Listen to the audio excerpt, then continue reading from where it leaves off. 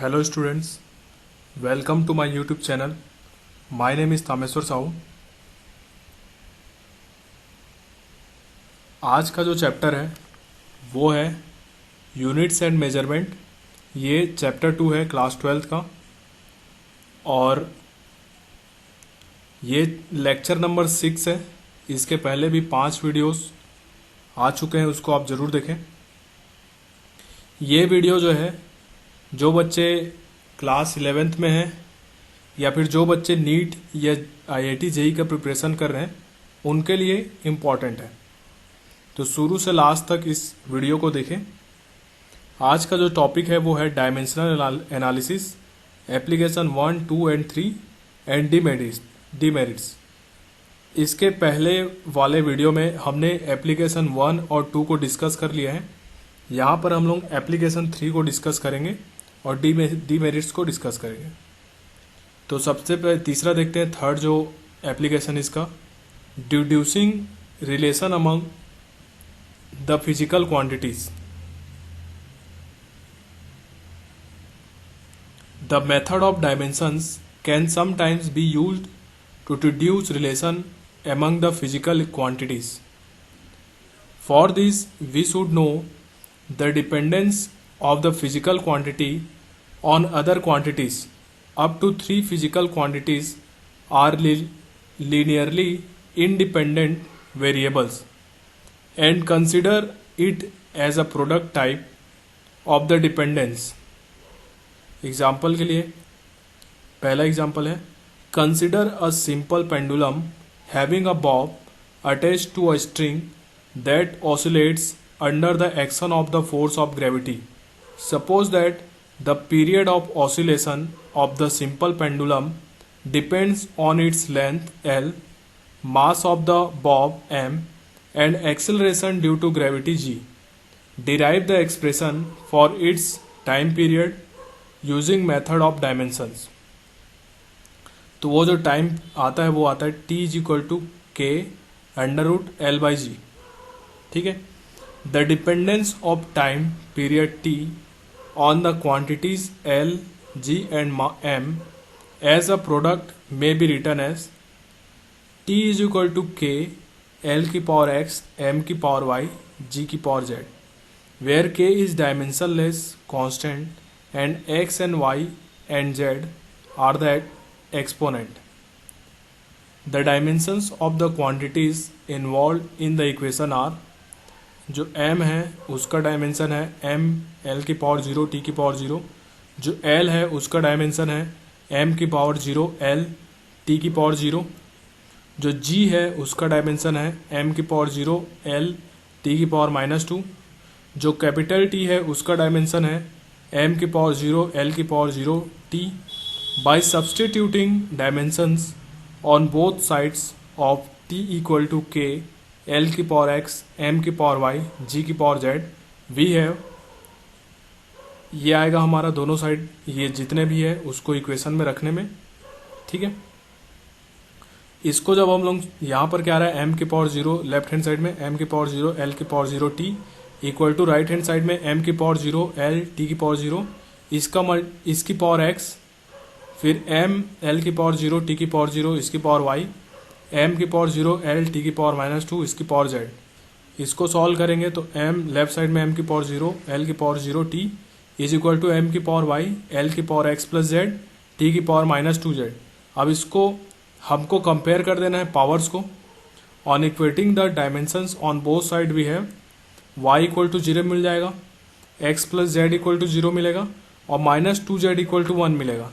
इसको सॉल्व करेंगे तो x इक्वल टू 1/2 मिलेगा क्योंकि x इक्वल टू -z है और z का वैल्यू -1/2 है, y का वैल्यू हमको 0 मिलेगा.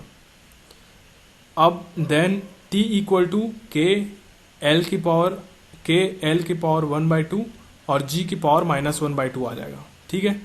x y z का वैल्यू रख देंगे या फिर इसी को हम लोग क्या लिख सकते हैं, t equal to k under root L by ji.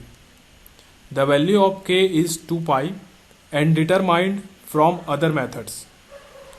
So t equal to 2 pi under root L by g, ये हमारा फॉर्मूला आएगा.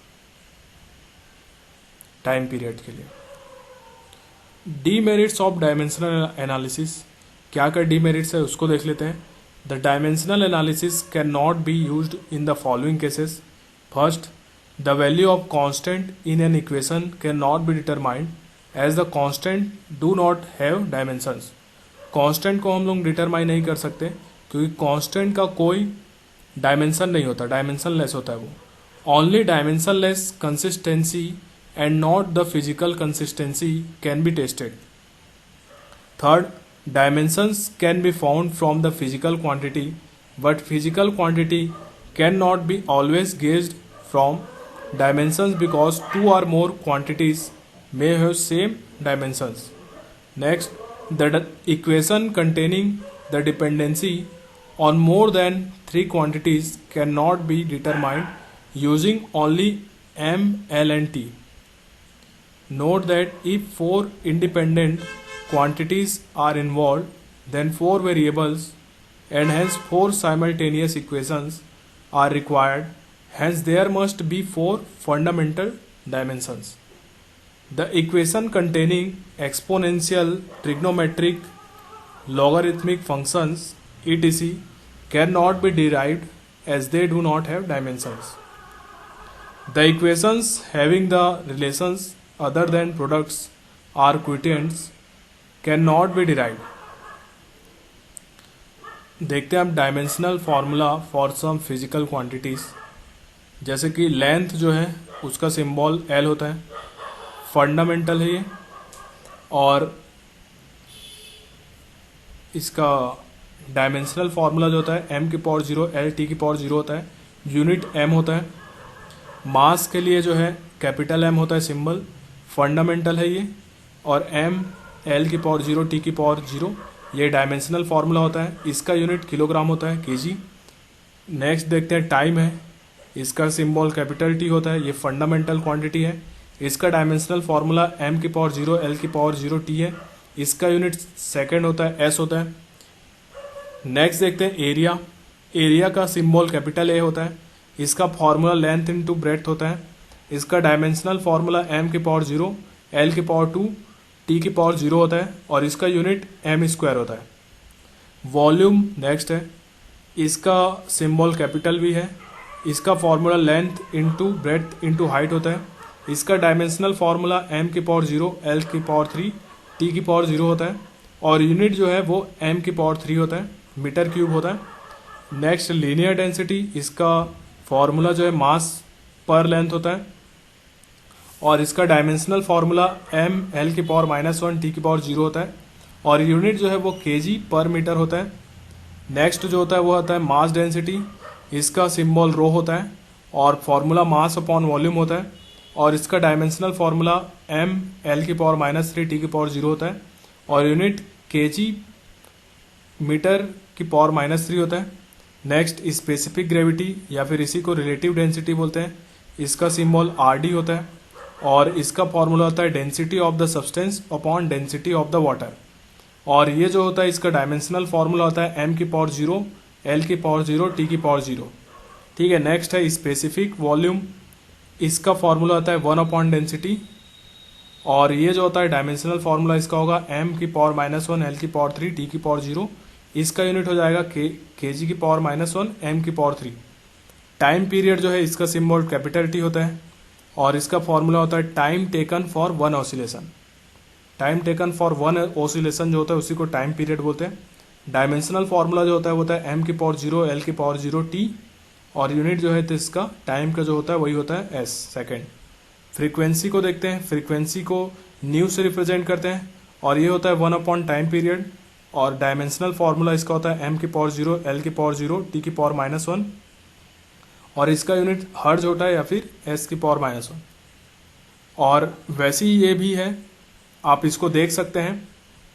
इतना सारा एक्सप्लेन करने में बहुत टाइम लग जाएगा, आप इसको वीडियो को पॉज करके इन सब चीज़ों को इसको नोट कर सकते हैं।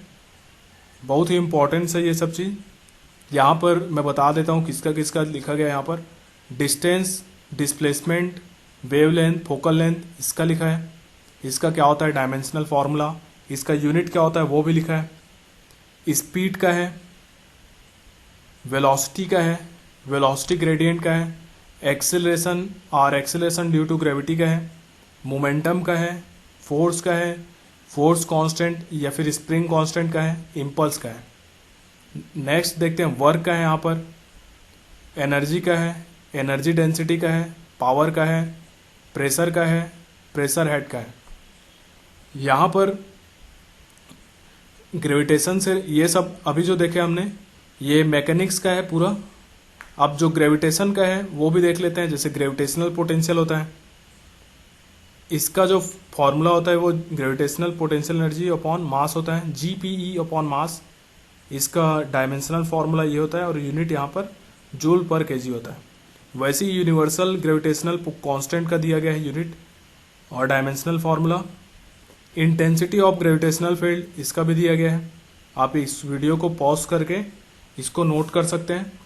वैसे ही रोटेशनल मोशन के लिए जो जो चीज़ यूज होता है उसका डायमेंशनल फार्मूला है। जैसे एंगल का है, एंगुलर डिस्प्लेसमेंट का है, एंगुलर इम्पल्स का है, एंगुलर वेलोसिटी का है, एंगुलर फ्रीक्वेंसी का है, एंगुलर मोमेंटम का है, torque or moment of force का है, मोमेंट ऑफ इनर्शिया है। देखते हैं प्रॉपर्टीज ऑफ मैटर। इसके जो जो चीज़ें यहाँ पर यूज होता है उसका भी हमने यहाँ पर डायमेंशन फार्मूला मैंने यहाँ पर दिखाया है। इसको आप पॉज करके नोट कर सकते हैं। जैसे कि स्ट्रेस का है, स्ट्रेन का है, मॉड्यूलस ऑफ इलास्टिसिटी का है, बल्क मॉड्यूलस का है, कंप्रेसिबिलिटी का है, पॉइजन्स रेशियो का है, सरफेस टेंशन का है, सरफेस एनर्जी का है, कोफिशिएंट ऑफ विस्कोसिटी का है।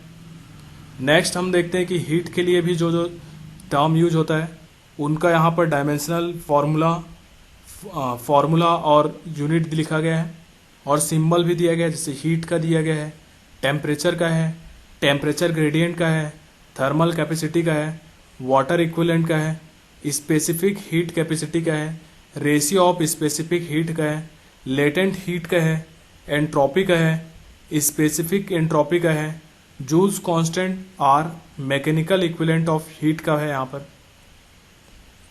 यहाँ पर कैलोरीफिक वैल्यू का दिया गया है, coefficient of linear or areal or volume expansion का दिया गया है, कोफिशिएंट ऑफ थर्मल कंडक्टिविटी का दिया गया है, pressure of coefficient or volume coefficient दिया गया है, उसका डायमेंशन क्या होता है दिया गया है, बोल्ट्जमैन कांस्टेंट का डायमेंशनल फार्मूला दिया गया है, स्टीफन्स कांस्टेंट का दिया गया है, यूनिवर्सल गैस कांस्टेंट का डायमेंशनल फार्मूला लिखा गया है, यूनिट भी लिखा गया है। अब इलेक्ट्रिसिटी से रिलेटेड जो जो चीज़ें हैं जैसे इलेक्ट्रिक करंट है, इलेक्ट्रिक चार्ज और क्वांटिटी ऑफ इलेक्ट्रिक चार्ज का है, इलेक्ट्रिक डायपोल मूवमेंट है, इलेक्ट्रिक फील्ड स्ट्रेंथ और इंटेंसिटी ऑफ इलेक्ट्रिक फील्ड है, ईएमएफ और इलेक्ट्रिक पोटेंशियल डिफरेंस है, इलेक्ट्रिक रेजिस्टेंस है, इलेक्ट्रिक कंडक्टेंस है, रजिस्टिविटी और स्पेसिफिक रेजिस्टेंस है, स्पेसिफिक कंडक्टेंस और कंडक्टिविटी है, इलेक्ट्रिक कैपेसिटेंस है, परमिटिविटी ऑफ फ्री स्पेस है। जो मैग्नेटिज्म जो टॉपिक है उससे रिलेटेड जो टर्म्स है उनका भी यहाँ पर डायमेंशनल फार्मूला दिया गया है। जैसे कि मैग्नेटिक पोल स्ट्रेंथ है, मैग्नेटिक डायपोल मूवमेंट है, permeability of free space mu naught इसका दिया गया है, intensity of magnetization, magnetic field strength, magnetic intensity और मैग्नेटिक मोमेंट डेंसिटी इसका भी यूनिट और डायमेंशनल फार्मूला लिखा गया है। मैग्नेटिक फ्लक्स है, magnetic induction, magnetic flux density और मैग्नेटिक फील्ड का दिया गया है यहाँ पर। Inductance or coefficient of self induction इसका भी दिया गया है यहाँ पर। ऑप्टिक्स से में जो जो चीज़ होता है उसका भी यहाँ पर डायमेंशनल फार्मूला और यूनिट लिखा गया है।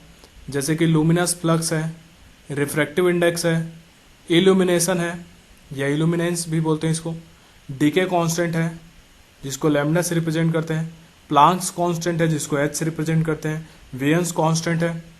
तो ये सब जो है इसको आप नोट कीजिए, वीडियो को पॉज करके नोट्स बनाइए इसका और इसका नोट्स को कॉपी में बना के बोर्ड में चिपका के याद कीजिए। ये थ्रू आउट द जितना मैंने फार्मूला यहाँ पर बताया है, यहाँ पर फार्मूला भी लिखा गया है, ये पूरा आपका 11th और 12th में काम आएगा पूरे फिजिक्स में। ठीक है, तो इसको नोट कर लीजिए, चिपका लीजिए, याद कर लीजिए। तो आज के वीडियो में इतना ही करते हैं। ये जो वीडियो है ये यूनिट एंड डायमेंशन, यूनिट और मेजरमेंट जो चैप्टर 2 है उसका लास्ट लेक्चर है, ये लेक्चर नंबर 6। इसके पहले के जो लेक्चर्स हैं उसको भी आप ज़रूर देखें, आपको बहुत आसानी से समझ में आ जाएगा सारा चैप्टर। पूरा वीडियो देखें और भी वीडियो देखने के लिए मेरे चैनल को सब्सक्राइब करें। मेरा नाम तामेश्वर साहू है और इस वीडियो को लाइक और शेयर ज़रूर करें अपने दोस्तों को। Thank you so much.